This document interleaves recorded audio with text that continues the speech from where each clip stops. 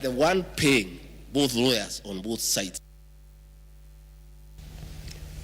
President William RUTO jetted back into the country Saturday night, fresh from official visits to Tanzania and Zimbabwe. The head of state, who attended a church service at AIC Milimani, has been crisscrossing the continent lobbying for former Prime Minister Raila Odinga in his quest to succeed Musa Faki Mahamat as the next chairperson of the AUC Commission.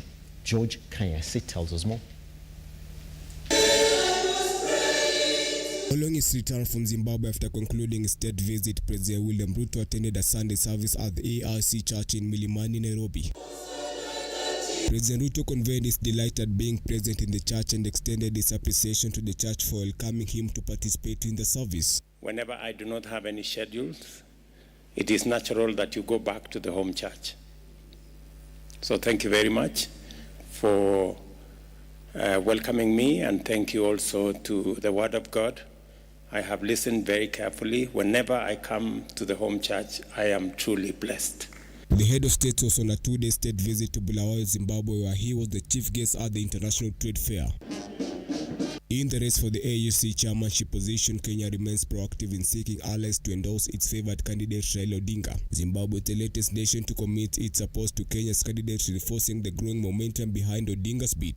Kenya is seeking Zimbabwe's support, having presented its candidate for the AU Commission chair for 2025-2028 after the Africa Union Executive Council on the 15th of March this year unanimously adopted the decision that Eastern Africa region submit candidates for the AU chairperson. Additionally, President RUTO reaffirmed Kenya's solidarity with Zimbabwe, advocating for its admission to the Commonwealth and calling for the removal of legal sanctions against the country. Our two countries have a deep understanding which underpins our mutual support over the years in diverse areas.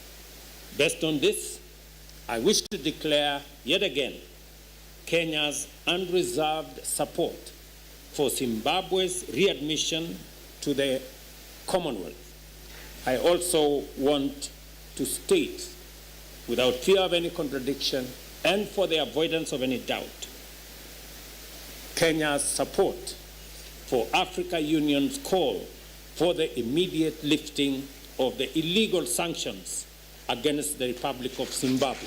Zimbabwean president expressed his appreciation for Kenya's stance and commended President RUTO for his strong condemnation of the sanctions imposed on Zimbabwe. During the bilateral talks, Kenya and Zimbabwe solidified the commitment to strengthening cooperation by signing a memorandum of understanding across multiple sectors. George Kanyasi, Lookuptv. So the Ministry of Education says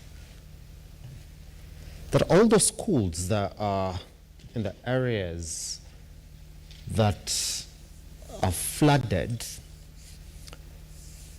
they will not open. Have to wait for a week. That is all the way up to May 6th for them to get back to learning. The DP says that, well, there was a food donation exercise, but then what the government is not essentially done at a time when every other person in the country is wondering what's going on, is that they haven't really declared this floods a national disaster. They haven't. Because once you declare that a national disaster, then we do know exactly what follows, as the government would have to take it up upon themselves to give counties directives, bolster them, and their response services to try and help Kenyans. So the question is, should the government actually come out and declare these floods a national disaster so that they can come in and help these counties? Case in point, is Nairobi Governor Johnson Sakaja overwhelmed with what he has to do to help majority of Nairobians who are now facing these floods? Is it ever going to be enough? That's the question that we're asking this morning. Plus, issues around what's going on in other sectors within the Kenyan economy. The doctor strike continues now. For those who are following, it is now closed. to day 50 of the doctor strike. The longest we've seen in this country is 3 months, 90 days. Is this going to go in that direction? We asked those questions this morning. We are joined also by Eric Ragalo, who's a political analyst, Joyce Wamayo, who's an economist and consultant on good governance, and Mr. Mungai Eric, who's a political analyst as well, as we come down and ask these proper questions on if indeed the counties need proper support. Should the government come out and declare these floods a national disaster? Once we come back right here on the Morning Drift, my name is Simba Elijah Charles Kiage. This is Lookuptv.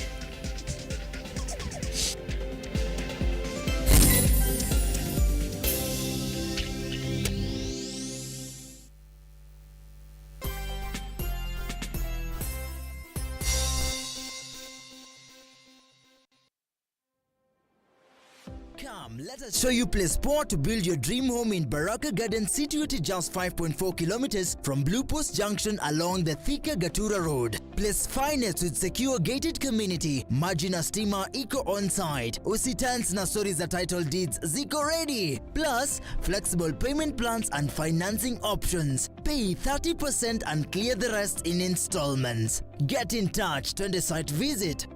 For more information, contact 0794 333 222 or 0722 668 700 or visit our website www.mahasibuhousing.co.ke. Experience the beauty of Baraka Gardens today.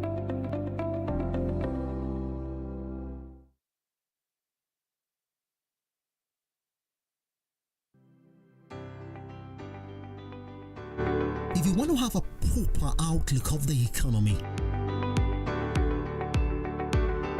then you have to speak to the wheels and gears of the integral businesses in the country.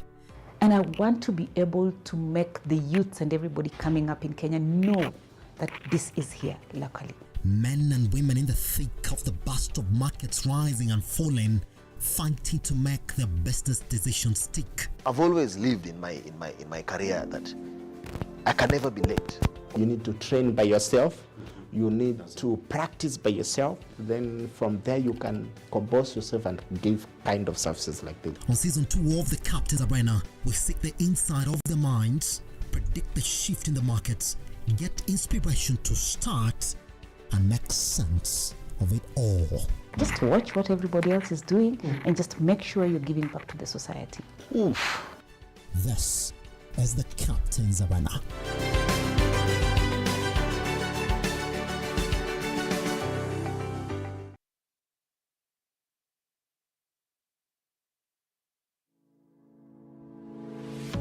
The University of Nairobi is a distinguished institution of higher learning dedicated to nurturing your intellectual curiosity and pushing the boundaries of knowledge. From state-of-the-art laboratories to modern libraries equipped with the latest resources, we provide you with the tools you need to succeed. Choose from a wide range of programs designed to prepare you for challenges of tomorrow's world. Whether in STEM, humanities, business, or the arts, our strong industry connections and career service support will help you translate your education into meaningful career opportunities upon graduation. Join a vibrant community of scholars from around the world, fostering cultural exchange, collaboration, and lifelong friendships. Book your space now for September intakes. Log in to https://www.uonbi.ac.ke for a wide range of courses to choose from. You can also contact +254 020 491 0000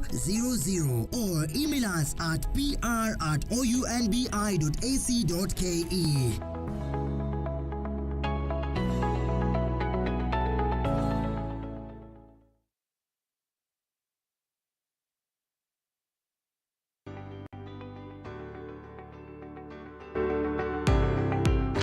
Taarifa zinapochipuka na kutufikia papa hapa kwenye makao makuu ya chumba cha habari cha runinga ya Lookup, kwenye taifa, kwenye serikali, kwenye bunge, tunajitosa hadi kwenye sauti ya wenyeji ili kupata tu maoni ya wenyeji kuhusu masuala haya yanayochipuka. Maana hii kitu inaenda kuumiza Mkenya kwa tax. Hakuna kitu tunafurahia. Nothing. Absolutely nothing. Sisi tunaumia. Si ati tunaumia ile ya kiukweli. Juu maisha ni ngumu. Na bila shaka tunapata maoni yao ili sauti yao ipate kusikika. Na watasema hili, waseme lile, watasema hiki na waseme kile, almuradi sauti yao ipate taa. Mambo ya mafuta tena imekuwa ni changamoto zaidi kwa kila mtu wa bodaboda. Uchumi ikikuwa stable, tunaamini mambo itakuwa sawa sawa. Kwanza liko na ria wasa wa boda, mama mboga nini. Hawa sasa ndio wamefinywa zaidi mazuri.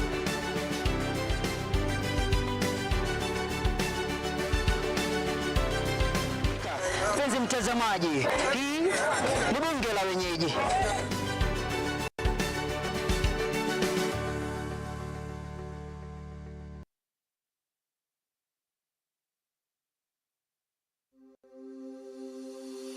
Open University of Kenya, which was chartered on the 3rd of August 2023, aims to revolutionize higher education by breaking down barriers such as cost, previous exam grades, and geographical location through online open learning at the comfort of your home, job, etc., thus ensuring accessibility to education for all members of the society. In a nutshell, Open University of Kenya leverages technology to deliver education.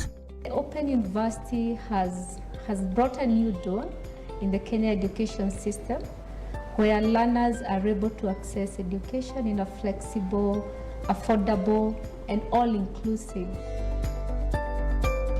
Intakes ongoing for May and September. For more information, call us on 0202000211 or 0202000212 or email us at info@ouk.ac.ke. Open University of Kenya, an innovative university for inclusive prosperity.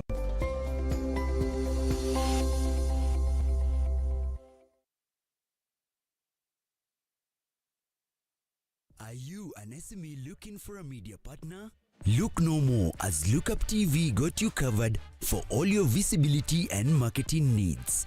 We at Lookuptv understand your business needs and want to work with you on your marketing journey, giving you solutions that will take you to the next level. Call us today on 0707 572 358 or send an email to sales@lookuptv.co.ke and kickstart this amazing journey. Welcome to Lookuptv, your official SME media partner.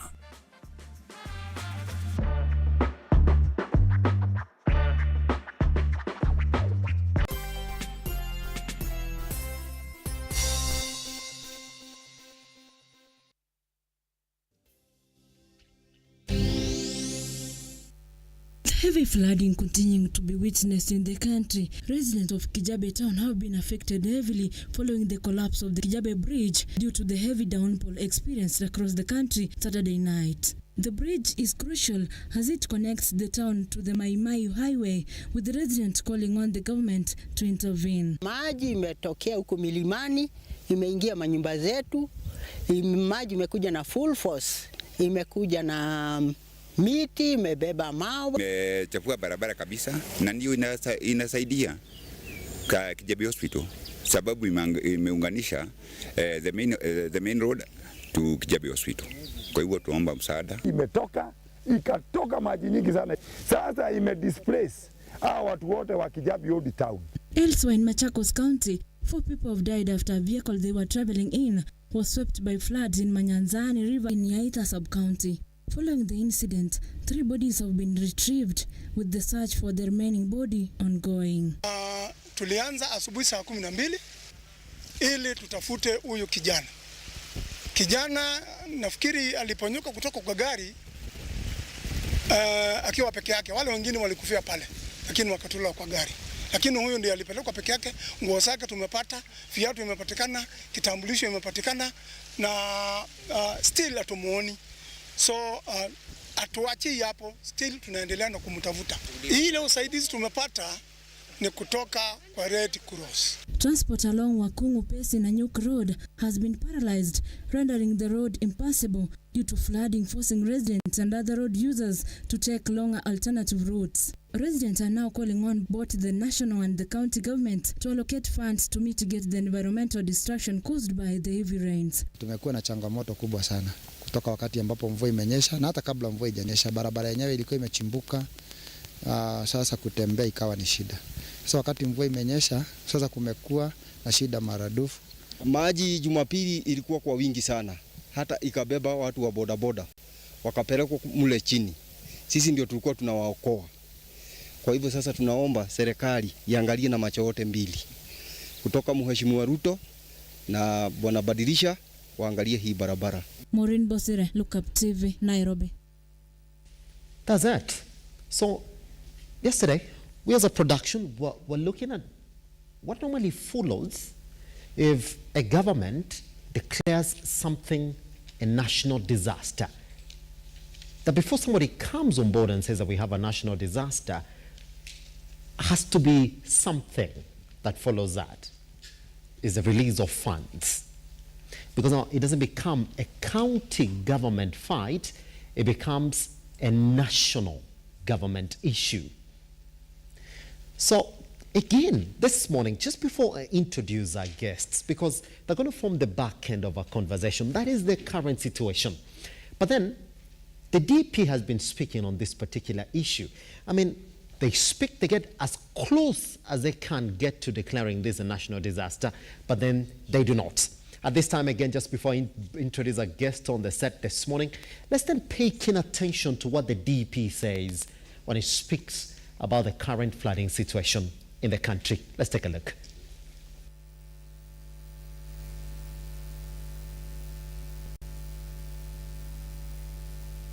Situation, it is my appeal that Kenyans should not dare nature because they will be the losers.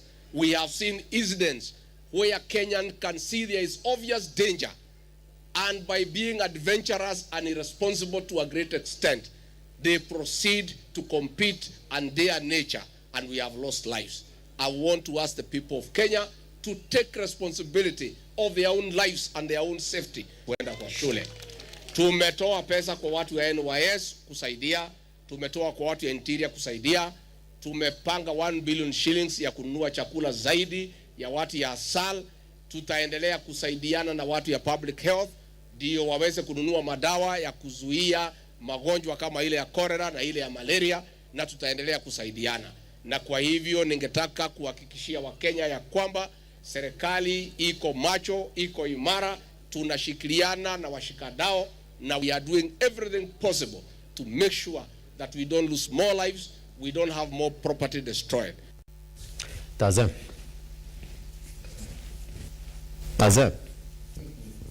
If we're gonna listen to it, that it becomes it. And that is the statement that we're going to interrogate this morning. Also, the Ministry of Education has released another statement that we're going to show you this morning and tell you exactly what it indicates in it. All right, this morning then. Mr. Mungai, how are you doing, sir? Well, good morning to our viewers. Happy to see you. You've not been swept away by the floods. Well, you know, it's when you see people you are used to seeing, yeah, it's actually a reason to be thankful to God. Because, you know, it appears everyone is angry. Nature is angry in this country. Policemen, military, they are angry. I don't know what is happening to this country, but we thank God. When we are alive and we see our colleagues, you see your family members, it's a reason to be thankful, because you never know where the flash floods will come from. One time it's dry, like in Kahawa West yesterday. You know, one moment it's dry, the next moment there is no road. So I think we have a reason to be thankful. It's important for us to mention that. I thought he was going to mention even UDA politicians are very angry this morning. What happened? What happened on your grassroots elections? They are saying mulituma majina bala. You know, I used to hear a phrase, dead men walking. Now I hear it's dead men voting.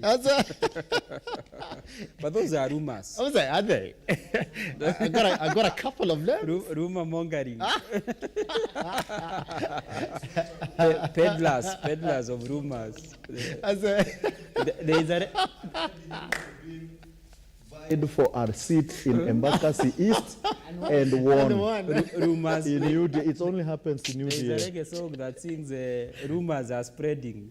Rumors of war, but these ones are rumors of dead men voting. Here's the thing. We're going to come back to Mungai after this. Also joining us this morning is Joyce. How are you doing, Joyce? I'm well, Eric. Yes. Sorry, I'm well, Elijah. That's it. This morning, I'm mourning a friend of mine, Alice Wahito Degwa. Lions Club International has lost a strong member who was one time a president of Rangata, Lions Club Rangata.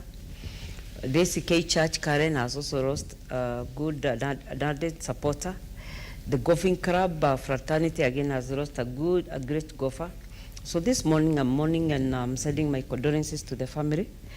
Even as we remember the victims of the flood victims, the 90 of them who has passed on, may the Lord remember them and give them peace. Even as we continue to look into the menace of the agri rains, because no, this is not rains, it's an agri rain. Yes. We pray that everybody gets safe. This is what the DP has said, that at times Kenyans are praying funny, that you can see the floods are coming and you can see it's getting crazy, but again you decide to cruise the road. So I'm also joining the DP in urging Kenyans not to act as daredevils and not to cruise the roads when it's raining. When you see floods coming, kindly wait for a few hours, then you arrive safely. Pretty much. Yes. Good, Ragala. Thank you. How are you doing, sir? I'm okay, Elijah. And you? I'm fantastic. Very chilly morning. A chilly morning where the Ministry of Education had decided to lie and play tricks on parents. Parents have been asking for over a week, are we going to get to school? And I remember 3 days ago, actually on Thursday, someone said that school are going to be open as scheduled. So some parents even traveled to take their kids to school. Yes. If kids were in Mombasa learning in Nairobi, I'm definitely sure someone is already in Nairobi preparing to go to school. But now a circular came out at 1 a.m. I don't know who was going to read a circular at 1 a.m. that schools are not supposed to be opened until 6th. So I'm asking, were they not working with a ministry that is liable with emergency to understand the situation? Were they not communicating with the meteorology? What is education, first of all? Education is not reading a book. Education is even research and contemplating events. That's why you are taught critical thinking in education. That is Unit 1 in School of Medicine. You're taught critical thinking. It's one of those things that an exam that comes, you don't know what is going to be written. Something very hard comes, you're told to think. So if our Ministry of Education cannot do critical thinking, just to ambush parents with a letter in the middle of the night, that is what you call in a very bad word. Yes. Kufikiria udogo. Then our esteemed Deputy President has arguably said that they have released funds to the public health to buy drugs. I'm wondering when the public health bought drugs, unless we don't know the function of public health. You know, there's a Ministry of Medical Services, Department of Medical Services, and Department of Public Health. Department of Medical Services buy drugs. Department of Public Health facilitate teaching, because that's where you find level 1, level 2, and level 3 in the government. So I'm wondering who is going to buy drugs in the public health. Again, doctors are on strike. We are looking at a looming calamity of waterborne, water-washed, water-related diseases.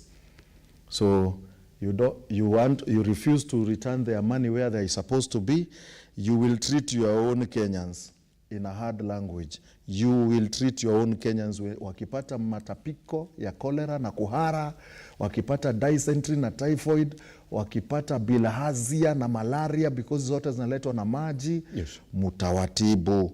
I hope you are prepared to bring your doctors from Uganda and Zimbabwe and Djibouti and Middle East to treat your own Kenyans. I'm also looking at the schools. Circular came out, and I'm looking at the resources. We're having a shuttle diplomacy right now. Other than our president staying in Kenya to take care of what is happening today, our president is in Zimbabwe, in Tanzania, and the Kenyans are dying in water, 90 are dead. That is what UDA, people who voted UDA, you should be the one perishing in this water. Anybody who voted azimio, be careful. We are looking at also food. In this calamity, they gave us fertilizer that was bad. So Kenyans, brace yourself. I'm going to be a prophecy of doom. Fine, let me be. Brace yourself, Kenyans, for a very painful calamity of hunger after this flood, because fertilizer was bad. Rains are not even now going to help. It has washed everything off. So either you become prudent on the way you live, or wewe pia usikuje kutuomba chakula. Right? They said tuambiane ukweli. Tunaambiana ukweli. So my biggest problem now is which money was given to NYS, because we've not seen NYS even opening roads. So our deputy has said they have given 1 billion shillings for food. I don't know.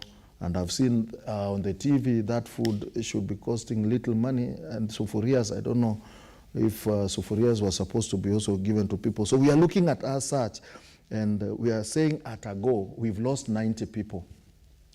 These 90 people should have gone to hospital. You were told they were choking, and they could have gotten help. The hospitals are closed. Someone will say they are not closed. Of course, the hospital's gates are open, but now the person who is supposed to help you as a patient is not there. So with all this calamity, and the Ministry of Health is dysfunctional, are you looking at the problem which Kenyans are facing?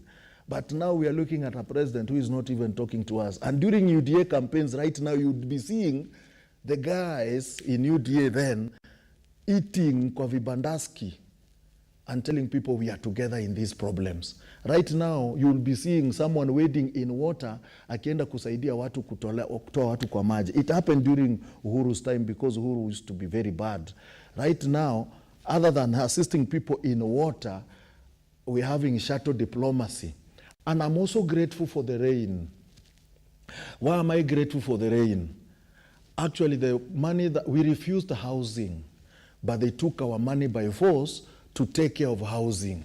Do you know I'm happy for the rains? They will not build the houses. That money will be taken care of for mitigation of what? Of the calamity from the rain. So I will clap for the rain continue so that they don't build those houses. We don't want them. Because where else will they take? The rain will help us. That money we are being cut from our salaries will take care of the roads zenye zinabambuka sahi, will take care of the people wenye wanakufa kwa maji na wenye wanastahili kusafirishwa kuondolewa wapelekwe high areas. So that money, take it from us now. I am agreeing, but now use it wisely. I'm very happy for the rains because now they are not going to build the houses. You heard that? Mr. Mungai. Let me ask, it's a question that majority of Kenyans are asking. We're coming very close. Every other government official who stands up to speak, Mr. Mungai, comes very close to declaring this a national disaster, but they are not. The Ministry of Education releases a circular saying that, well, for the areas that are flooded heavily, schools are going to wait for the next 1 week. But this is what the Meteorological Department is telling us, that 33 counties currently in the country have been affected by these rains. Thank you, Simba. Good morning. First, let me say that for anyone to wish people who voted for UDA a short life, I think it's very evil. Was it a short life? No, I've just paraphrased it to make it look nice, but the way it was said was not. Ragalo, did you wish them a short life? Was not very nice. You understand his English? No. So I mean, it's very unfortunate that a senior person in this country would wish a person like me, Mongai, a short life. I don't hide. I say I voted for UDA government, and I still support them. You brought the problems you have in. Even when they fall short. And you must not forget that the same UDA is the one campaigning for the old man from Siaya. But let's leave those matters. The truth is, it's very unfortunate what is happening in the country. We have some unfortunate news this morning that a dam has broken its banks in Kijabi. Here in my Mahio town is a lot of chaos and disaster as we speak. And you know, breaking of a dam reminds me of what happened in Solai some years back. And you know, it's not always an easy thing, because the speed at which the water travels and the volume, you know, it's enough to overwhelm people and livestock. And so we want to stand with the people of Mai Mahiu and the people of Kijabi, because it's not easy. I mean, you wake up one morning and there is panic everywhere, but I have seen that the county government and the national government are responding. And I think that should be a precursor to government checking out other dams and their safety, especially those people that live around areas and downstream. Yes. I think it's important for us to do an assessment of how as a country we stand. But having said that, especially the floods in Nairobi, I saw before El Nino, Sakaja in Nairobi had launched something called Green Army Movement. And I remember a documentary in one of the TV stations showing how young people were going ahead and blocking drainages and stuff like that. The county government in their procurement plan had also sought to buy some boats. And they received a lot of backlash, you know. I mean, it was hell on earth for the county government of Nairobi. And then the weatherman said there was no El Nino. Then the weatherman again came and said, you know, there will be enhanced rains. It might not necessarily be El Nino, but there will be enhanced rains. And so, you know, it appears that the county government abandoned the whole mission after the meteorological department said there would be no rains. But when you observe the working of the Green Army Movement, something caught my attention. They unclog drainage, so all the garbage, plants, and soil, they lump all of them together, and then in the evening, they go and dump them in the same drainage. So you go back to square one, because ordinarily and insane and, you know, sanely, you would expect that as you unclog, there is a truck that follows or a pickup where then you put the garbage for the garbage to go and be dumped elsewhere. But now you have a scenario across Nairobi County, by the way, where you find the Green Army Movement, which by the way was a noble thing. They unclog the drainage, everything they put, so there are small mounds of garbage. If you follow them, you see there are small mounds. Then all those small mounds, they are left there for like 2 days, okay? And then when there are short rains, they still go back to the same drainage systems. So we did a lot of work, paid a lot of people to do zero work. And you can attest to the amount of zero work that was done by the amount of flooding that we are receiving in Nairobi, courtesy of lack of drainage. But to speak to the preparedness of the government in response to the flooding, I think it is wanting. Their response is wanting. I think they've come a little bit too late. Sometimes I think they were following there was a commissioner in Tanzania who has trended, who said that, you know, there are no floods in Tanzania. It is people who went to build in rivers, and now rivers have come back to reclaim their position. And we saw those statements here in the country, didn't we? So I believe the government has come in a little bit too late. But even though Simba, there is also the unsaid. You know, sometimes we want to look good with good statements. But the reality is, I was trying to flip across channels to see if there is any land selling company that is selling land now. They have all gone quiet. They have disappeared. Because now, even those places they used to take people for showrooms, yes. You know, you get in a bus on Saturday, unaenda kuonyeshwa what we call broti maguta, you know, cooking fat plots. Is that what they are called? Direct translation. But now they are nowhere to be seen. Why? Because of most of those areas are flooded. And the conversation we need to have is this, Simba. It's true, we need to alleviate what's happening, and you know, there is no excuse about it. Whether mistakes were made or not, we need to intervene now. That's the reality. And in our own small way, even us, you know, there are people coming to live with us that have been displaced elsewhere. So this is a national effort. And I agree with you that to the extent within which this is happening, it needs to be declared, you know, an emergency. Because we can see now, you know, Red Cross, it appears they are overwhelmed. We need to channel all resources towards alleviating the situation as it is. And I'll be coming to you on that, because you do know there is some simmering rift, seemingly, between the DP and Johnson Sakaja as it stands, because he's questioning the type of development that is coming up within the city. He's also, as we speak this morning, is talking about how they have already instructed Kenya Urban Roads Authority to construct 26 bridges within the city of Nairobi. But when you sort of look at what that means, that is a man who's saying, well,